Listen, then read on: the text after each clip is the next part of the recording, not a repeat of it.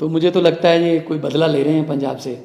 लेकिन पंजाब जो है वो एक ऐसी स्टेट है जिसने 90% कुर्बानियाँ देश को आज़ाद करवाने में और अभी भी देश की आज़ादी को कायम रखने में हम कुर्बानियाँ दे रहे हैं।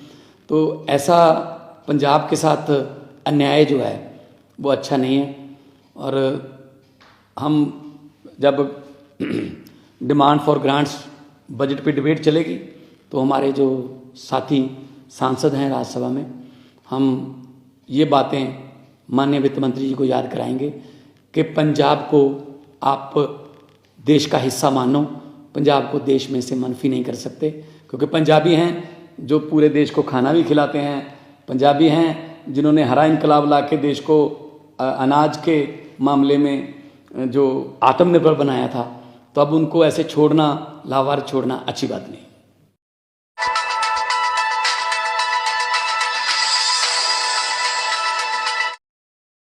आज जो यूनियन बजट पेश किया गया माननीय वित्त मंत्री साहिबा के द्वारा, बड़े दुख से कहना पड़ रहा है कि उसमें पंजाब का कोई नामो निशान ही नहीं है।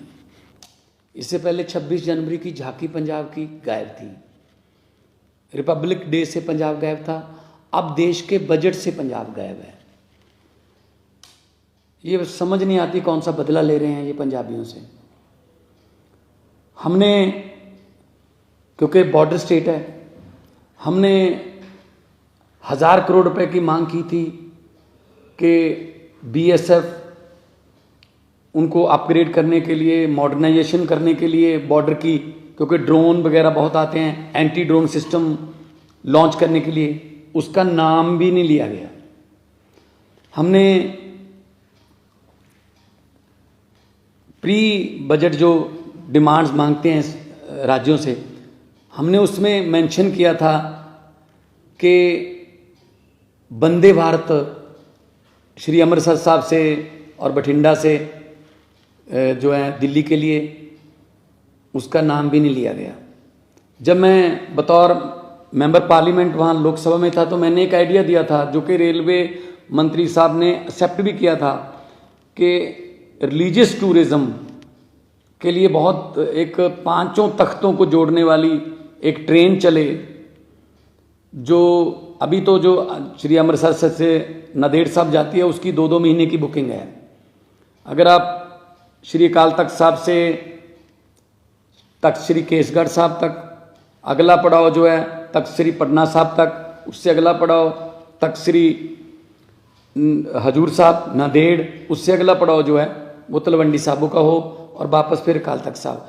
तो ये ऐसी ट्रेन जिसमें लाखों जो एनआरआईज भी हैं वो भी 5 तख्तों के दर्शन करना चाहते हैं, लेकिन उनको बहुत दिक्कत होती है, कोई नामो निशान नहीं है उसका। और कोई एमएसपी, नई फसल पे कोई एमएसपी नहीं दी गई है। हमने कहा था कि 1500 रुपये पर एकड़ जो पराली जलाने की समस्या है उसमें 1500 रुपये पर एकड़ सेंटर दे दे, बाकी हम दे देंगे, लेकिन उसका भी नाम नहीं लिया गया। किसानों को तो मतलब अपने हाल पे छोड़ दिया गया, किस्मत पे छोड़ दिया गया है। और हम कॉलेज बना रहे हैं, 16 नए मेडिकल कॉलेज बना रहे हैं। इन्होंने कहा है कि जी कि नर्सिंग कॉलेज खोलेंगे, कब से खोलेंगे, कब से वो चल रहे होंगे, कोई उसमें डिटेल नहीं है। और सबसे बड़ी बात है कि शेड्यूल्ड ट्राइब्स के लिए काफ़ी सहूलतें दी गई हैं, अच्छी बात है, लेकिन शेड्यूल कास्ट के लिए कोई भी ऐसी स्कीम नहीं है कि जो शेड्यूल कास्ट हैं, एससी हैं, बीसी हैं, जो पिछड़े वर्ग से हैं, उनको ऊपर उठाने के लिए, उनको उनका जीवन स्तर ऊपर उठाने के लिए कोई पैकेज हो। तो सिर्फ कागज़ में लिपटा हुआ एक लिखती एक स्क्रिप्ट थी। इससे पहले भी बजट में पेश कहा गया था आने वाले 2023 में, 2024 में हम किसानों की आय दुगनी कर देंगे। कहाँ दुगनी की है आय उनकी? एमएसपी के नाम से तो ये सरकार, मेरे ख्याल में सेंटर सरकार जो है चिढ़ती है। तो किसानों से एक किस्म का बदला लिया गया है, क्योंकि उन्होंने आंदोलन किया था, इतना बड़ा आंदोलन किया था, तो किसानों के बारे में कुछ नहीं बोला गया, कोई एमएसपी नहीं दी गई। और पंजाब एक बॉर्डर स्टेट है, हमें बहुत चैलेंजेस हैं, हमारी पुलिस को अपग्रेड करने के लिए, हमारे बॉर्डर को अपग्रेड करने के लिए हमने एक सजेशन दिया था कि जो तार के पार 3-3, 4-4 किलोमीटर तार के पार ज़मीन है, क्यों ना तार को हम 200 मीटर तक ले जाएं। इंटरनेशनल लॉ है कि 150 मीटर तक आप लेके जा सकते हो, लेकिन हम कहते हैं 200 मीटर तक ही ले जाओ, ताकि जो तार के पार जिनकी ज़मीन है वो किसान जो हैं उनको आई कार्ड दिखा के, और बीएसएफ का भी टाइम उनकी फिस्किंग में, तलाशी लेने में जाता है, बीएसएफ खुद जाती है खेती करवाने के लिए, तो कि 200 मीटर तक तार ले जाएं तो बहुत सी ज़मीन जो है वो तार से इधर आ जाएगी, बहुत किसानों को फ़ायदा हो जाएगा। उसका कोई मेंशन नहीं किया गया। तो मुझे तो लगता है ये कोई बदला ले रहे हैं पंजाब से, लेकिन पंजाब जो है वो एक ऐसी स्टेट है जिसने 90% कुर्बानियाँ देश को आज़ाद करवाने में और अभी भी देश की आज़ादी को कायम रखने में हम कुर्बानियाँ दे रहे हैं। तो ऐसा पंजाब के साथ अन्याय जो है वो अच्छा नहीं है।